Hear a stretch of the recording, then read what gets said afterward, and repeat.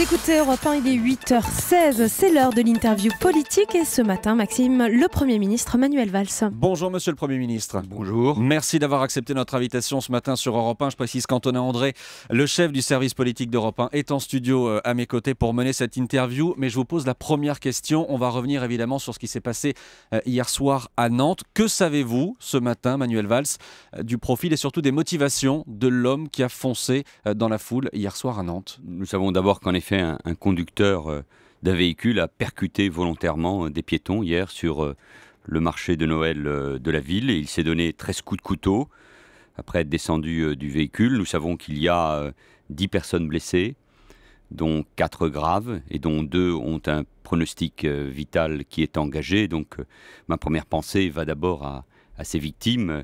J'imagine la crainte, la peur, la douleur des proches. Et il faut maintenant laisser à la police le soin de mener l'enquête sous l'autorité de la justice pour en savoir plus. Mais est-ce que vous avez déjà des premières précisions sur les motivations de cet homme? Est-ce qu'il y a le moindre caractère terroriste dans cette affaire? Non, le procureur de Nantes, la procureure de Nantes n'a évidemment pas du tout confirmé ces éléments-là, mais revenons d'une manière générale à ce que nous vivons aujourd'hui dans notre pays.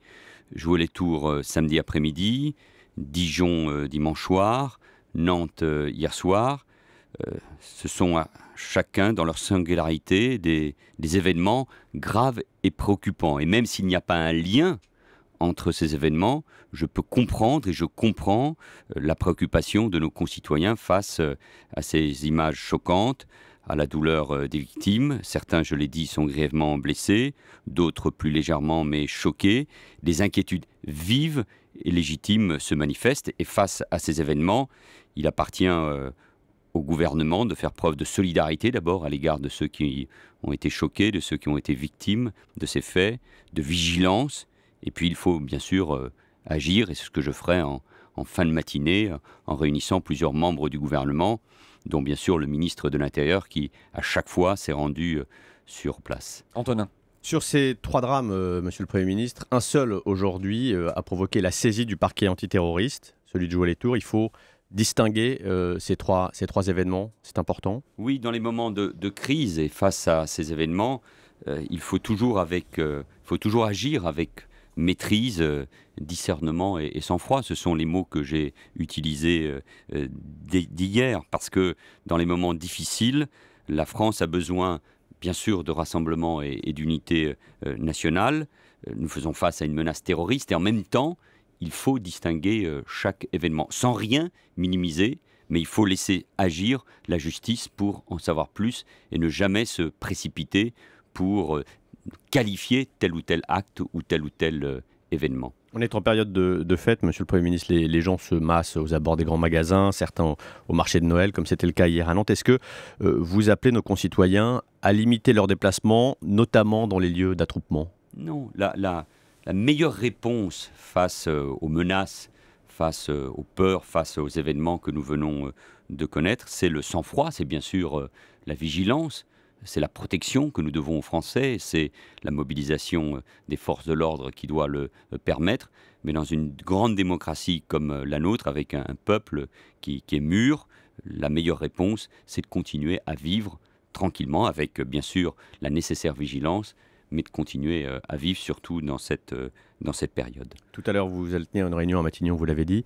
Est-ce que de nouvelles consignes, de nouvelles mesures, de nouveaux déploiements de forces de l'ordre sont prévus sur notamment cette semaine qui va entre Noël et le 31, qui est une semaine sensible par nature? Mais c'est déjà le cas, et vous le savez, dans ces moments de fête, d'ailleurs depuis plusieurs semaines, les forces de l'ordre sont mobilisées dans le cadre du plan anti-vol à main armée qui existe depuis plusieurs années. Au moment des fêtes, sur les lieux de rassemblement, sur les gares, les grands aéroports. Vous avez aussi, bien sûr, une présence des forces de l'ordre dans le cadre du plan Vigipirate renforcé. Les événements de ces derniers jours n'appellent pas un renforcement supplémentaire ou des moyens supplémentaires? Si je réunis les membres du gouvernement tout à l'heure, c'est précisément pour faire un point de la situation, prendre les mesures nécessaires si elles s'imposent. En tout cas, bien évidemment, les forces de l'ordre policiers, gendarmes, policiers municipaux aussi, sapeurs-pompiers, parce qu'il y a eu des victimes, et ce sont les forces de la sécurité civile qui interviennent, les forces armées qui interviennent aussi pour la surveillance de notre territoire. Chacun est évidemment vigilant et mobilisé. Qu'est-ce que vous répondez, Monsieur le Premier ministre, à ceux qui disent, je pense à Marine Le Pen hier, que vous minimisez, que ce gouvernement minimise aujourd'hui la menace terroriste en France? Mais dans ces moments de crise, il faut surtout ne pas polémiquer. Moi, je ne vais pas m'abaisser à polémiquer avec ceux qui veulent diviser. Si je suis ici devant vous, si le ministre de l'Intérieur s'est déplacé à chaque fois sur les lieux, si le président de la République en a appelé à la solidarité, à la vigilance et à l'action, c'est que nous ne minimisons pas. La différence, c'est que nous ne voulons pas uniquement commenter, nous agiter sur les ondes, encore moins évidemment polémiquer, mais c'est rassurer, c'est comprendre ce qui s'est passé et apporter la bonne réponse, la réponse la plus efficace possible à chaque fois qu'il y a eu cet événement.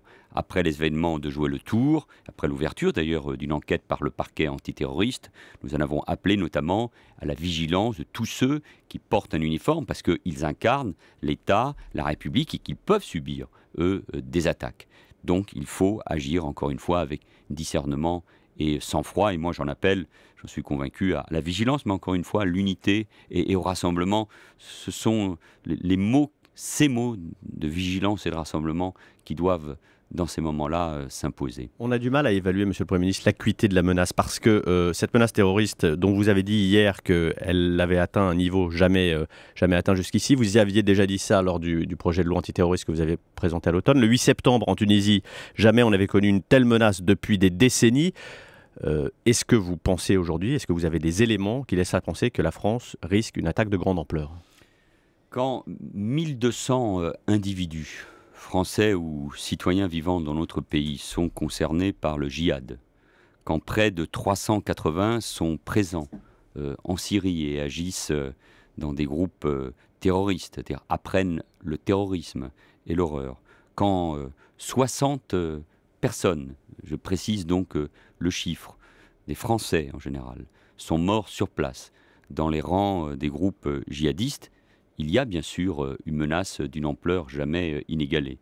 Nous avons fait voter en 2012, j'étais alors ministre de l'Intérieur, une loi antiterroriste qui a été complétée par un autre dispositif législatif présenté par Bernard Cazeneuve et qui donne encore plus de moyens à nos forces de sécurité et au renseignement. Le Parlement l'a voté à une très large majorité. Il y a une mobilisation. Nous avons renforcé les moyens de nos services. Justement, en hommes. Donc ça veut dire que nous faisons preuve d'une très grande vigilance. Je vous rappelle que la France est engagée dans la lutte contre le terrorisme au niveau international, au Sahel comme en Irak. C'est une menace qui concerne la France, c'est une menace qui concerne le monde, puisque, vous le savez, il y a eu des événements graves en Europe. Il y a eu un attentat avec des morts au musée juif de Bruxelles.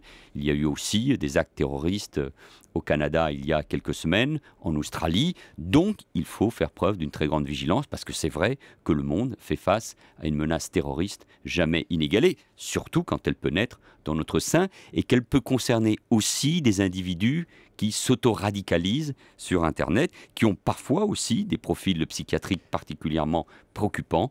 Donc oui, il faut faire preuve de vigilance, il faut agir, c'est ce que nous faisons avec la plus grande fermeté. Ce que vous nous dites, c'est que la limite entre l'acte psychiatrique d'un individu qui n'est pas très équilibré et l'habillage de l'islamisme, et la frontière est parfois ténue entre ces deux passages à l'acte. C'est l'évolution du terrorisme depuis quelques années.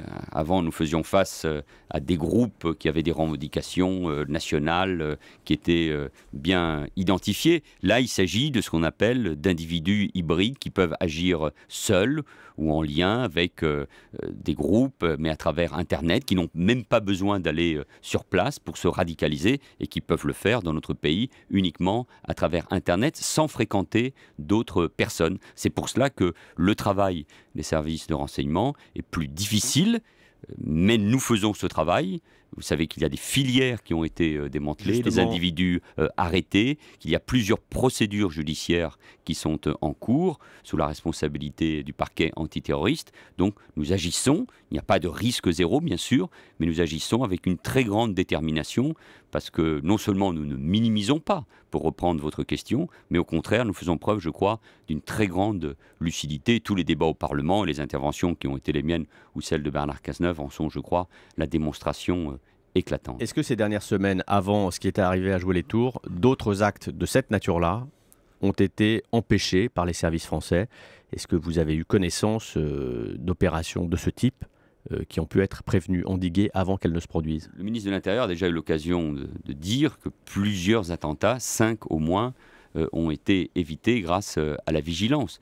Et tous les jours, il y a des individus qui sont surveillés, plusieurs cellules ont été démantelées, des départs vers la Syrie, et parfois de jeunes et de mineurs, ont pu être empêchés. Combien? Enfin, vous avez les proportions de... Non, je n'ai pas non. les chiffres précis, mais en tout cas, ce sont évidemment plusieurs dizaines.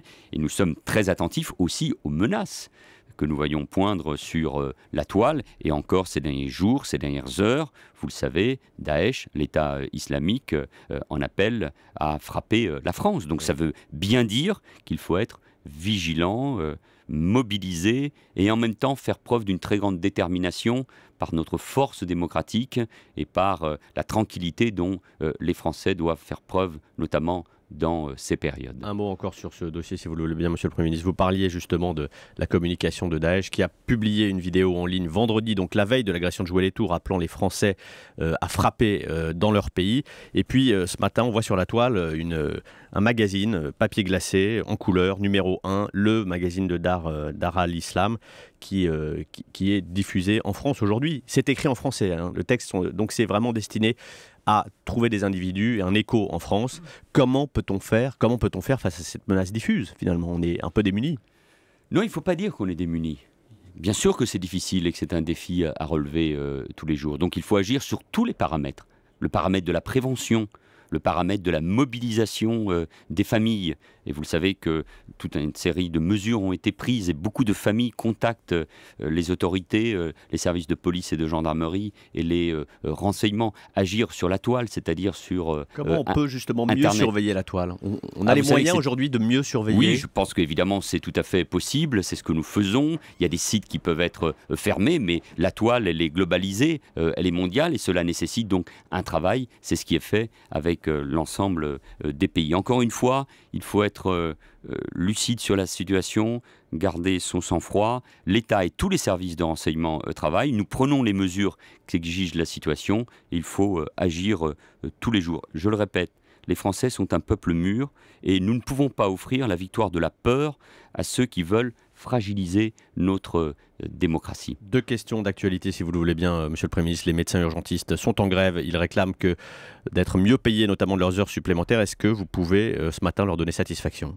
Il y a une discussion qui a été engagée par la ministre de la Santé, Marisol Touraine, et j'espère qu'elle aboutira dans les heures qui viennent. Et d'une manière générale, je veux le rappeler, la porte du gouvernement, la porte de la ministre est ouverte à la discussion, à la négociation. Un texte de loi va être discuté le printemps Il est prochain. très contesté par les médecins libéraux qui se mettent tous en grève à partir d'aujourd'hui jusqu'au 31 Le décembre. texte de loi a été adopté il y a quelques semaines par le Conseil des ministres. Il n'a même pas été encore discuté par le Parlement. Ça sera le cas ce printemps. Donc il y a toute la place pour la discussion. En même temps, nous avons besoin de réformer notre système de santé. Nous avons besoin aussi, et les Français le réclament, de mesures de justice sociale, d'égalité. Et ça sera le cas notamment avec le tiers payant. Je crois que c'est une mesure qui est attendue par nos concitoyens. C'est une grève de privilégiés, cette grève des médecins? Moi, je ne qualifie jamais ainsi les choses, je n'insulte personne. J'en appelle tout simplement au dialogue. La grève n'est jamais la bonne solution et à la discussion pour trouver encore une fois